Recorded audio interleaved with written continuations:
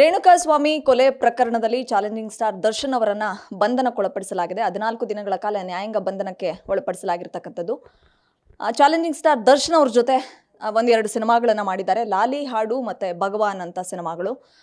ಈ ಎರಡೂ ಪ್ರಖ್ಯಾತ ಸಿನಿಮಾಗಳನ್ನ ನಿರ್ಮಾಣ ಮಾಡಿದಂತಹ ಸಾರಾ ಗೋವಿಂದ್ ಅವರು ಕರ್ನಾಟಕ ಚಲನಚಿತ್ರ ವಾಣಿಜ್ಯ ಮಂಡಳಿಯ ಮಾಜಿ ಅಧ್ಯಕ್ಷರು ಕೂಡ ಹೌದು, ಪ್ರಖ್ಯಾತ ನಿರ್ಮಾಪಕರು ಕೂಡ ಅವರು ಹೌದು. ಈ ಬಗ್ಗೆ ನನ್ನ ಜೊತೆ ಮಾತನಾಡಲಿಕ್ಕೆ ಅವರಿದ್ದಾರೆ, ಅವ್ರನ್ನ ಮಾತಾಡಿಸ್ತಾ ಹೋಗ್ತೀನಿ. ಹಲೋ ಸರ್, ನಮಸ್ಕಾರ. ನಮಸ್ಕಾರ ಸರ್, ಈ ಒಂದು ರೇಣುಕಾಸ್ವಾಮಿ ಕೊಲೆ ಪ್ರಕರಣದಲ್ಲಿ ದರ್ಶನ್ ಅವರು ಅಪರಾಧಿನ ನಿರಪರಾಧಿನ ಅನ್ನುವಂಥದ್ದು ತನಿಖೆ ಮೂಲಕ ಗೊತ್ತಾಗಬೇಕು. ಬಟ್ 14 ದಿನಗಳ ಕಾಲ ಅವರನ್ನು ನ್ಯಾಯಾಂಗ ಬಂಧನಕ್ಕೊಳಪಡಿಸಲಾಗಿರ್ತಕ್ಕಂಥದ್ದು. ಸೊ ನೀವು ನಿಮ್ಮ ಸಿನಿಮಾಗಳಲ್ಲಿ ಅವರು ನಾಯಕರು, 2 ಸಿನಿಮಾಗಳನ್ನು ಮಾಡಿದ್ದೀರಿ. ಸೊ ಈ ಕ್ಷಣ ನಿಮ್ಮ ಮೊದಲ reaction guarantee news channel through? ನಡಿಬಾರ್ದಂಥ ಒಂದು ಘಟನೆ ನಡೆದೋಗಿದೆ. ಮೇಲ್ನೋಟಕ್ಕೆ ದರ್ಶನ್ ಇವಾಗ ಆರೋಪಿ, ಇನ್ನೂ ಅಪರಾಧಿ ಆಗಿಲ್ಲ. ಅಪರಾಧಿ ಅಂತ ಘೋಷಣೆ ಮಾಡೋದು ಪೊಲೀಸ್ ಇಲಾಖೆ, ನ್ಯಾಯಾಂಗ, ಇವೆರಡೂ ಸರಿ ಹೋದಾಗ, ಇವೆರಡೂ ಅಂತಿಮ ತೀರ್ಪನ್ನು ಕೊಟ್ಟಾಗ ಯಾರು ಅಪರಾಧಿ ಅಂತ ಗೊತ್ತಾಗುತ್ತೆ. ಆದರೆ ಇವತ್ತಿಗೆ ಸಾರ್ವಜನಿಕರ ದೃಷ್ಟಿಯಲ್ಲಿ ದರ್ಶನ್ ಇದಕ್ಕೆ ಮೂಲ ಕಾರಣ ಅಂತ ಹೇಳಿ ಇಡೀ ಜಗಜ್ಜಾಹೀರಾತಾಗಿದೆ. ಅದರಲ್ಲಿ 2 ಮಾತಿಲ್ಲ.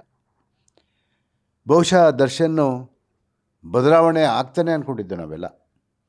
2011ರಲ್ಲಿ ನಡೆದಂಥ ಘಟನೆ, ತನ್ನ ಸ್ವಂತ ಹೆಂಡತಿ ಮೇಲೆ ಆದಂಥ ಆ ಒಂದು ಹಲ್ಲೆ, ಇವೆಲ್ಲವನ್ನು ನೋಡಿದಾಗ ಅದರಿಂದ ಹೊರಗಡೆ ಬಂದ ಮೇಲೆ ಇನ್ನಾದರೂ ಇವನು ತಿದ್ದುಕೊಳ್ತಾನೆ, ಸಮಾಜದಲ್ಲಿ ದೊಡ್ಡ ನಟನಾಗಿ ಬೆಳಿತಾನೆ ಅಂತ ಹೇಳ್ಬಿಟ್ಟು ಅಂದ್ಕೊಂಡಿದ್ದು. ತಿದ್ದುಕೊಳ್ಳಿಲ್ಲ, ದೊಡ್ಡ ನಟನಾಗಿ ಬೆಳೆದ. ಈಗ ನಮಗೆಲ್ಲರಿಗೂ ಖುಷಿ.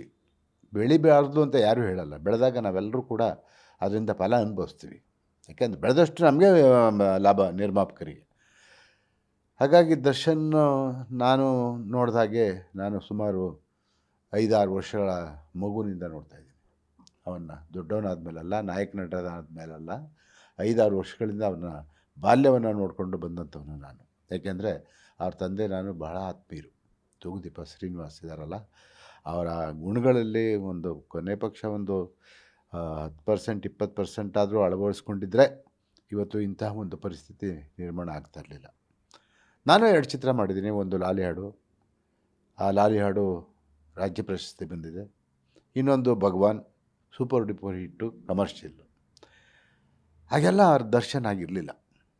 ಒಂದು ಮಾತು ಹೇಳ್ತೀನಿ, ಅವ್ರು ಇವತ್ತಿಗೂ ನಮ್ಮನ್ನು ಭಾಳ ಗೌರವದಿಂದನೇ ಕರೀತಾರೆ. ನಮ್ಮ ಎದುರುಗಡೆ ಯಾವುದೇ ಇಂಥ ದುಶ್ಚಟಗಳು, ಕುಡಿಯೋದಾಗಲಿ ಸಿಗರೇಟ್ ಸೇದೋದಾಗಲಿ ಯಾವತ್ತೂ ಮಾಡಲಿಲ್ಲ. ನಾನು ನೋಡಲೂ ಇಲ್ಲ.